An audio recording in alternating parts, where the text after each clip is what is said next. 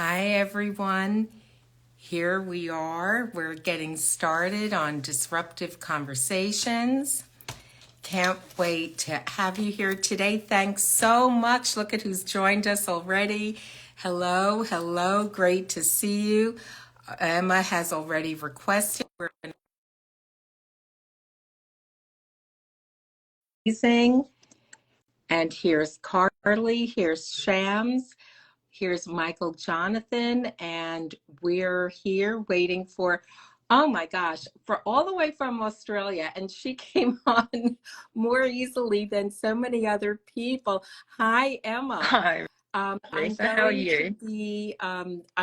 to you? be announcing, uh, really welcoming you, announcing the show, and then also welcoming you, announcing the show, and then we're going to be getting started. So, first of all, welcome everyone to Disruptive Conversations with entrepreneurs, influencers, and thought leaders, authors, educators, more authors, and authors of every sort, in which we deep dive into the experiences these women have needed to navigate and conquer in order to have achieved the personal and professional success they have up to this point in time. I'm Dr. Risa Reiger, clinical psychologist, and I'm an expert in change. Positive change can happen at any point.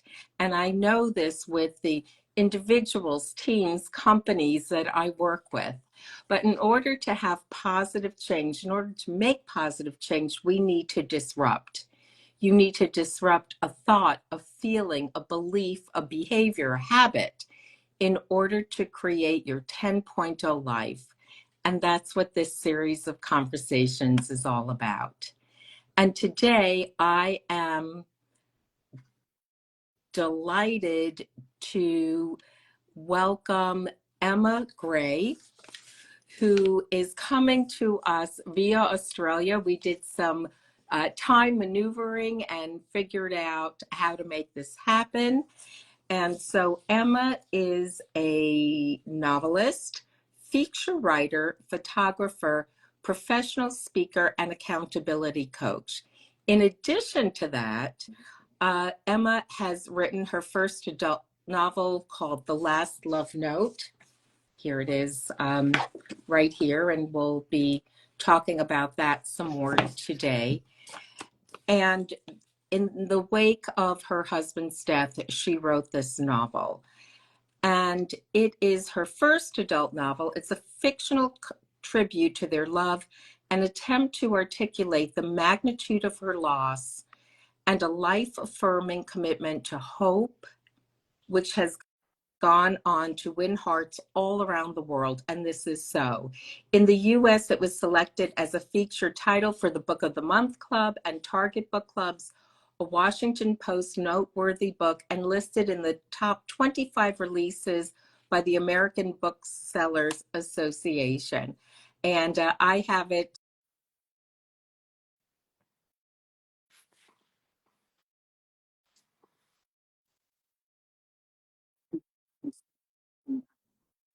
outside Canberra. Am I pronouncing this Yes, correctly? yes. Fabulous, great. Where her world centers around her two adult daughters. I had the pleasure of meeting one, her young son, who I also had the pleasure of meeting, and her loved stepchildren and step grandchildren. She's also writing, photographing, and endlessly chasing the aurora australis. So Emma, without further ado, welcome, welcome. I'm so thrilled to see you. It's been a couple of minutes, my friend, since we've been in the same place together. It has, and it was lovely. We met at the Miami Book Fair back in November and had a wonderful time at my publisher Zibby Owen's retreat, and it was just a beautiful time, wasn't it? Talking about books and going to the fair and seeing that was sort of our introduction to your gorgeous country. So it was the start of a book tour that was just magical. I'm so happy to hear that. And actually, at the point that we met, my book proposal was as I was taught very carefully. Thank you, Zibby, and thank you all the rest of the published authors. I was out on submission, and so at this point, when we're here on this show together, I've now been signed by a publishing house by Alcove, and I'm in the process of writing this book. Yeah. So first, Emma, I mean, there's so much in your bio. I know there's so much that you've done. And is there something that we haven't covered on the bio that you think you would like to inform us about? Oh, that's a great question. I mean, I didn't mention my little dog who's sitting right in front of me. You and I were just talking about dogs before the call, weren't we? Um, Yes. no, I think I love that you've mentioned your book deal, because it's just another example of how we never know what's around the corner, do we? And we were sitting there. I remember we had a long conversation over lunch in Miami talking about the submission process and rejections and that whole thing that most authors are very familiar with, and just trying to hang in there and believe that somebody is going to want what you've written. And so I was just so happy for you when you shared the news that you had a book deal. It's terrific. Thank you so much. And yes, so thanks for bringing this up. And moving on to our next question. So Emma, what is it? We don't get to where we are through nothing, right? So what is it that you needed to disrupt inside yourself in order to have created the personal professional success you're experiencing at this point? That's a really fraught question in a way for me, because I think I've shared this with you before, that this particular book and the success that I've had through it has come at such a personal cost, because this is the book that I wouldn't have written had my husband not passed away in 2016. And so it has come with an element of survivor guilt. If I had to choose between having this success that I've had or having Jeff back, obviously I would choose Jeff in an instant. But I think the other side of that coin is that I was presented with a situation that I didn't want. Our family faced this tragedy, and we had to continue to live, and you have to find your way through what you're going through, and there are numerous choices along that path. And I think I had some advice very early on from a dear friend who had lost her baby, who was stillborn, and she said to me very early on when Jeff died, um, that when Georgie died, she had to make a decision about how she was going to live, and she chose to use Georgie's death to turn the light up in her life, not turn it down. And I mentioned that in the book, actually. And that became our guiding principle in the family. We looked for little life affirming things every day, no matter how bad we felt, even if that was as simple as somebody giving us a smile in a supermarket queue. And we just sort of wanted to honour Jeff's life and the love that we had by looking for any opportunity to make the world a bit nicer or better, or to make nice connections with people, to take risks that we may not have taken previously because you're sort of worried about all this other stuff that once you're going through grief just doesn't matter anymore. People's opinions, all kinds of doubts about yourself, you kind of just let them go because you've realised that life is short. And I think that for me was the main lesson and the approach that has then led on to so many beautiful things. We would never have met had this awful thing not happened to us. And yet there is so much beauty and so much joy in this plan B that I'm carving. And it's I don't want to make it out to sound as if it's always like that. There's been so many tough times, and still nearly 8 years later I have days where I don't want to get out of bed, but I do. And I think it's with the help of everyone around me that we've reached this point. Uh, I'm taking in what you're saying, and I don't have a snappy response to that. because it's it's really taking in having such a tragedy. And I think that, for people to know, and you can certainly say this better and differently than I can, that this was sudden, that Yes. it Yeah. wasn't, I mean, sometimes we lose people and grief happens, but it's something that we know is going to happen. We may not know exactly when, or, and so forth. But to have someone be alive at one moment in the morning and not by the evening, Mm. who's a young person with, nothing of enormous concern happening on a health perspective, that it hits differently. It Mm. has Oh, to. it does. And so Jeff died from a heart attack with no symptoms prior to that. So I was 42. My little boy was 5. I had 2 teenage girls from my first marriage who were in the final year of high school and 2 years younger. So about to face exams and graduations and what we call the formal, but you call the prom. All of that sort of stuff was, we were right in the middle of all of that. And really, I don't think you even begin to grieve when somebody dies suddenly for weeks, because you're just in a state of shock. Yeah. And I've heard people describe it as you were on one mountaintop, but then suddenly you've woken up and you're on a different mountaintop, and everything looks different. And you spend all the first chunk of time trying to get from that first mountaintop to the second one in your head and trying to work out how you got there, what everything is, what's happening, what the future's going to look like. And then the grief starts to pile in. And I also lost my mum a few months ago, and it was entirely different. She was, of course, she was much older. She had dementia, and we'd had 16 years actually, which is a very long time for dementia, Hmm. to to acclimatize to the reality that she was going to die. And then I was at her death, and it was very peaceful and beautiful, and just an entirely different experience. Um, but I mean, I get into this conversation quite frequently with people about what's the worst way, or what's the best way for grief to hit you. Was it sudden death, or is it protracted loss?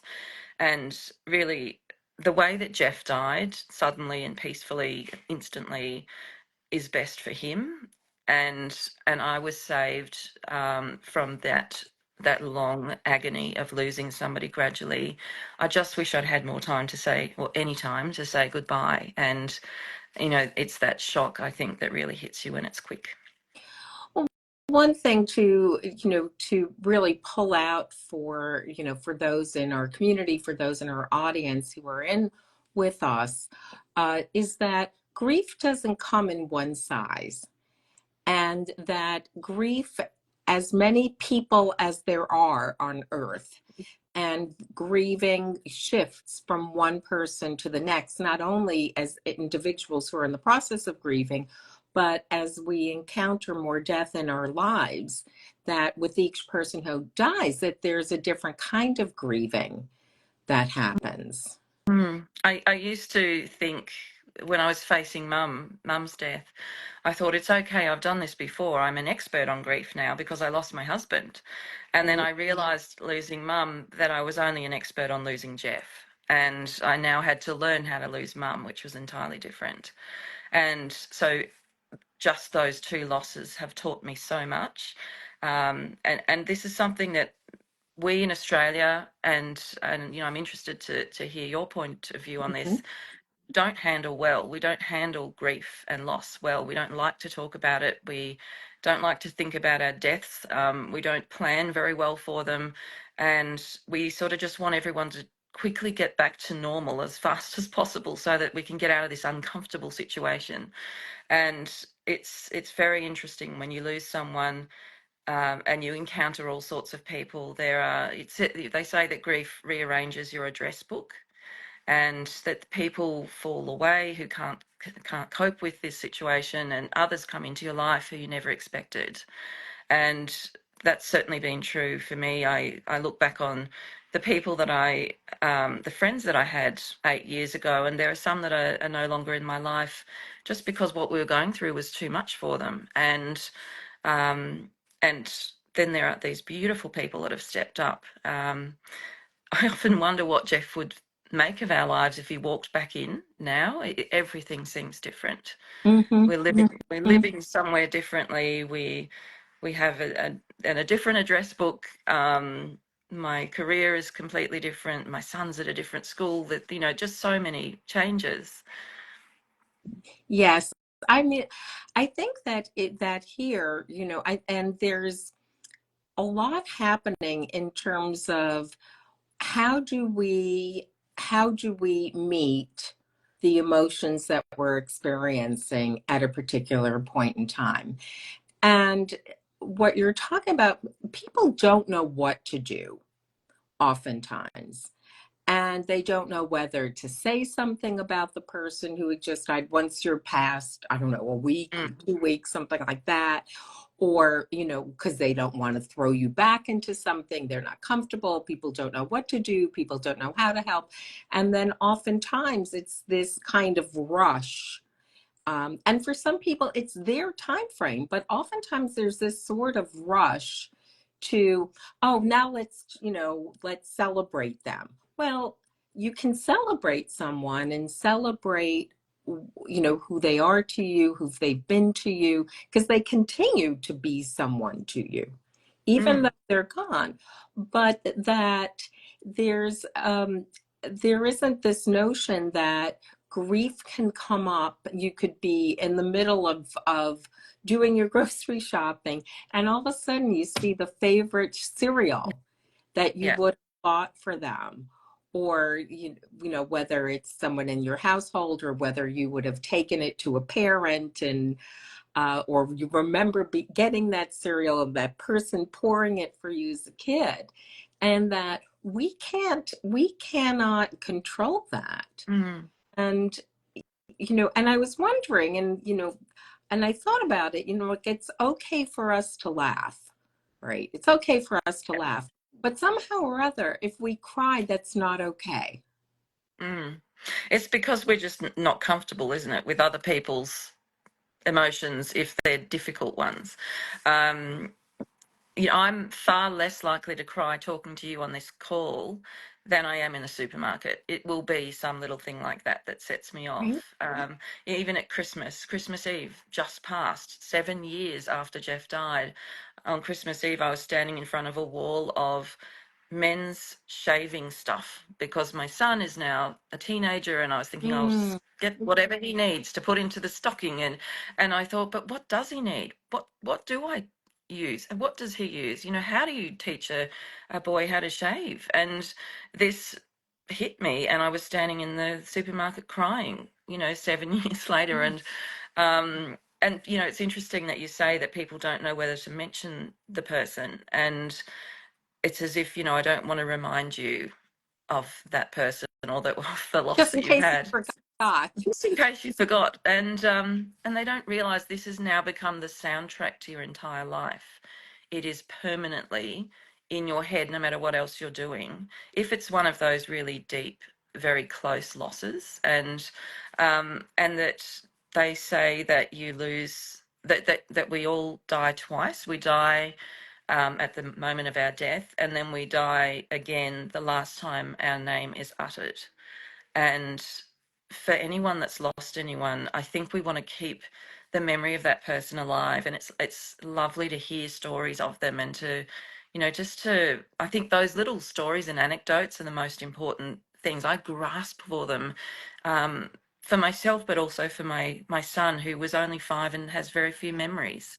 So it's just a lovely thing to be speaking about the person, unless obviously the person that collapses into floods of tears as soon as you mention them, then perhaps, choose your timing. But it is not something to be afraid of, to keep talking about them.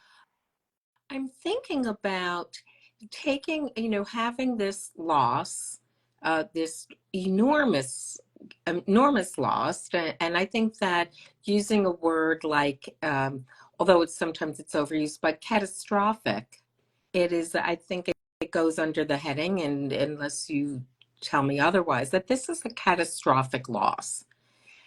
And that having that, and not just for you and how it's affecting you, but also you now as the parent watching over and needing to navigate and model and be for and think of these three children in your life who are in your home.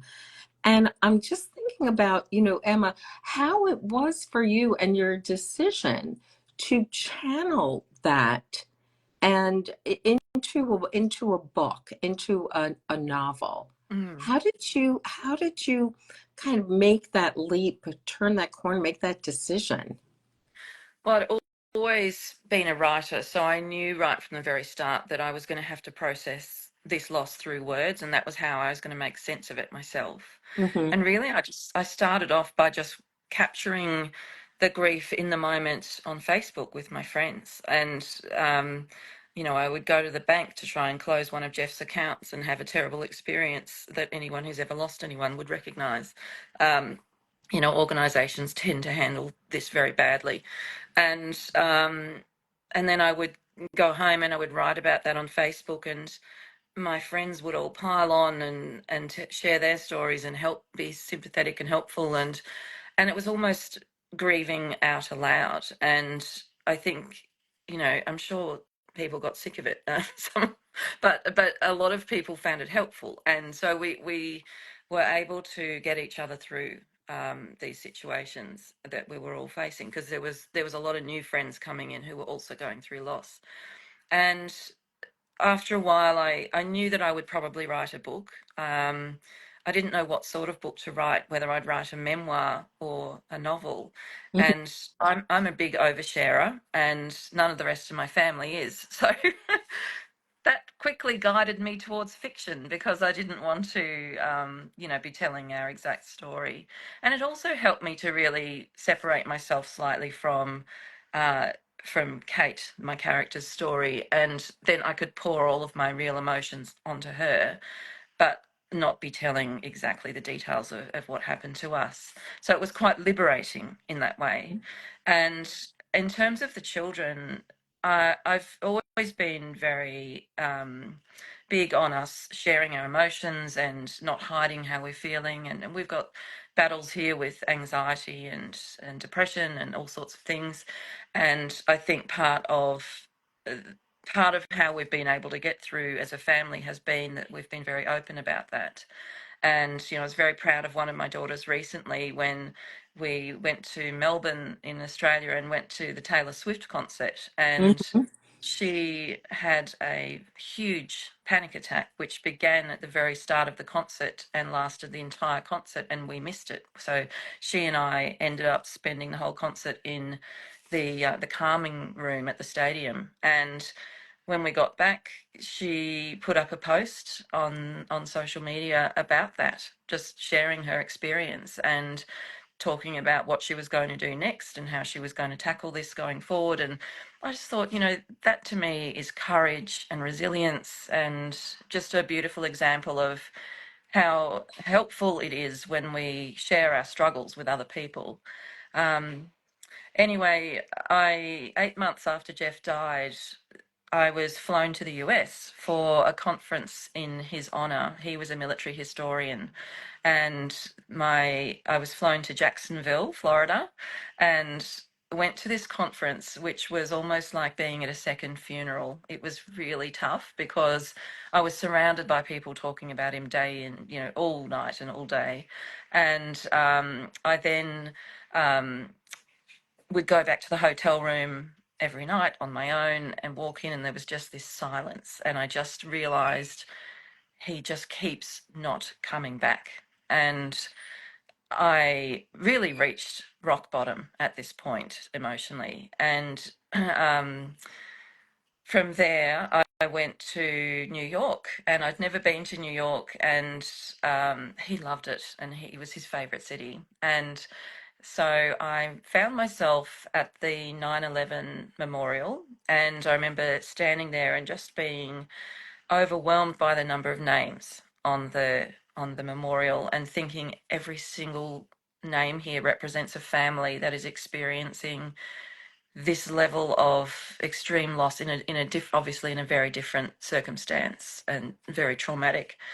Um, and then I walked back up, and I was walking through Broadway, and was dazzled by the lights and the music and just the energy of Broadway. And then I was in Central Park at another time, and it was spring, and it was gorgeous, and just the flowers in bloom, and just the excitement and beauty of that place. And I remember having this little moment where I thought, um, this city has been through so much loss collectively, and yet look at it, it is thriving and dazzling and brilliant. And it gave me this little sense of hope, this tiny kernel of hope, that perhaps I also had a future, and that it could even be beautiful. And so then I thought I was flying home to Australia that night, and I thought, symbolically, I just want to start writing the book in New York, because I'd had that feeling of hope. So I took myself to the New York Public Library, into the Rose Reading Room, and I sat down at a desk up the back, and I just wrote 2 or 3 paragraphs of a book. I had no idea what direction it would take, but I have included those paragraphs in the book because my character, Kate, is also a writer, and I have included those paragraphs as an example of her book that she was writing. And and then I remember walking back out of I took a photo of the laptop computer, and then I walked back out of the reading room and went to the airport. And I remember thinking, I can do this. I'm strong. I can raise 3 children on my own, and be the sole income earner, and all of that. And then in November, just gone, I went back there on my book tour, and had this huge sense of full circle, where I sat at the same desk but with my published novel, published by my New York publisher, and took a photo of it, and then I got up and I retraced my steps out of there. And I remember realizing that the gap between the 7 years or whatever it was between that first visit and this one, I just had this enormous sense of empathy for my former self, who thought she was so strong, but really, I remember now, was so fragile at the time. And so there was this very emotionally overwhelming sense of how far we'd all come as a family, and a sense of pride, I think, that we'd managed to get ourselves through this, and we still are on a daily basis getting ourselves through this. It was Jeff's birthday a couple of days ago, and again, each year that's another challenge, and you never know how it's going to feel. And Mhm. so it just is ongoing. But your country, and particularly New York City, has a big part of my heart because of the the place that you have in my healing. So, one of the things that I talk about with clients I work with is that whatever strength you had at that point in time, I mean, you think back about on it now and you reflect on it, but that was the strength that you could have at that point in time. And you are here, you're at a different point, but also then, you didn't break. Not, Mm, and so, I mean, we've had our breaking down moments, but breaking down into tears, breaking down into sorrow, having a morning where you just think, I really am not interested in getting out of bed. I just can't, I don't want to, I'm not feeling it. Those are moments. And then we can have that day, and then it's the next day, and what do we do? But at that point in time, that's the strength that you could have. mm, And, yes.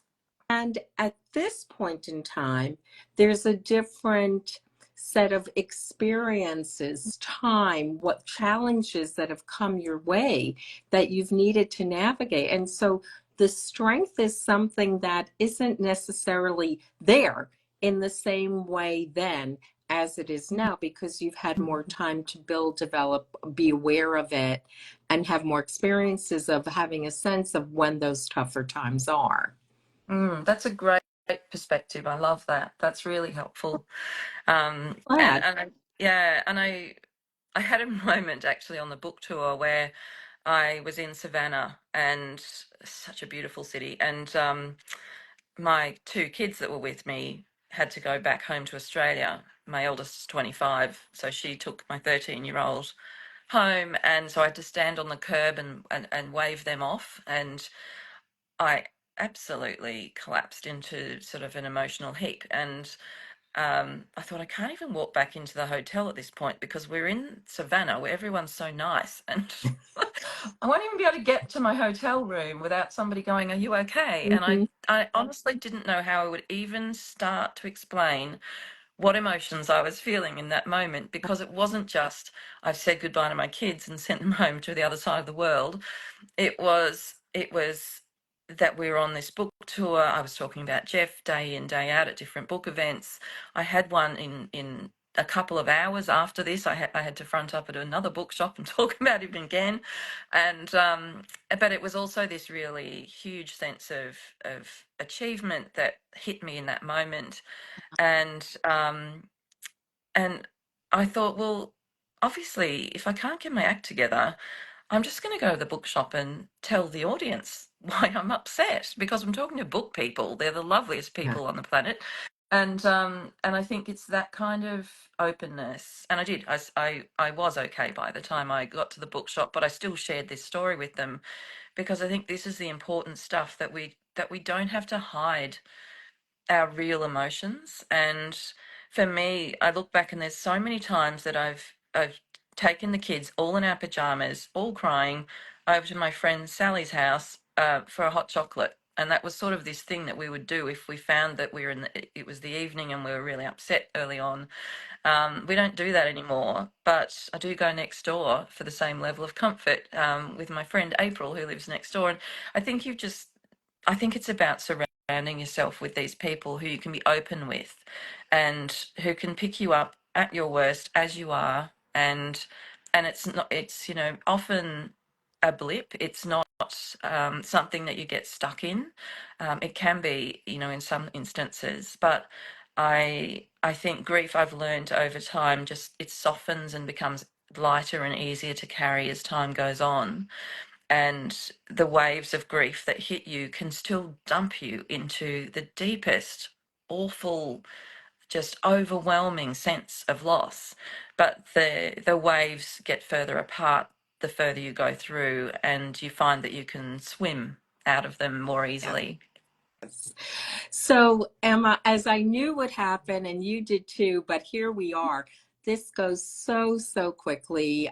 We'll talk. We'll set our own time to talk, as we should. So much to share, and so briefly, could you share with us what's your next disruption?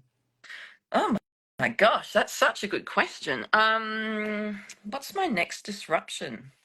I think I think it's actually nothing new for me. I feel like I've reached a point now where this book, The Last Love Note, is causing conversations like the one that we've just had, all around your country and all around here, and hopefully in other countries too soon. And had a message back from a bookshop in Alabama a couple of days ago to say that they had a book group there talking about this book, sharing their own losses and just really helping each other through. And I don't feel like I want to do anything new right now. I just want to deepen what I am doing, because it's this is a frontier that I noticed 8 years ago needed to change. I was looking for people that would talk about loss openly, and there weren't enough of them. I think there are a lot more now. And so I just want to keep doing this for a while.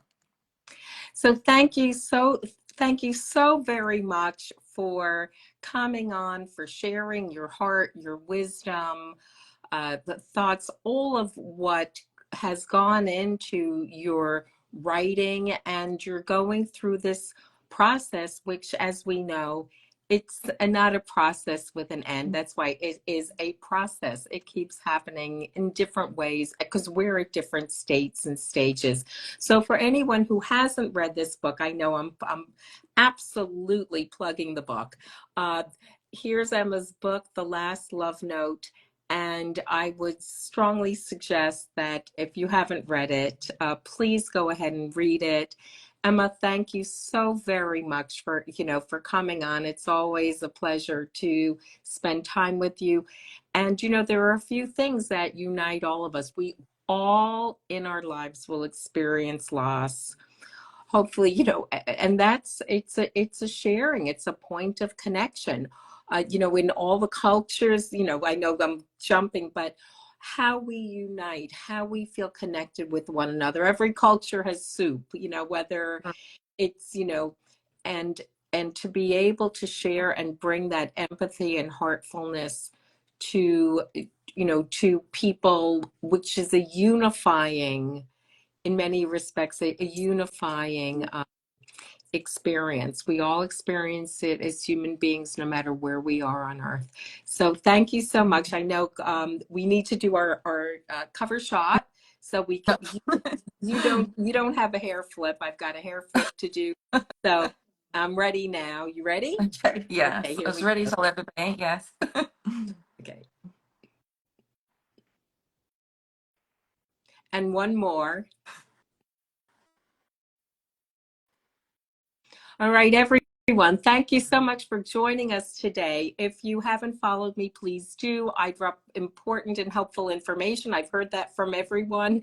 And so please do be back next week with Disruptive Conversations. And remember, positive change can happen at any point. See you then. I've saved a seat for you going forward. All right. Thanks, Emma. Thanks, Risa.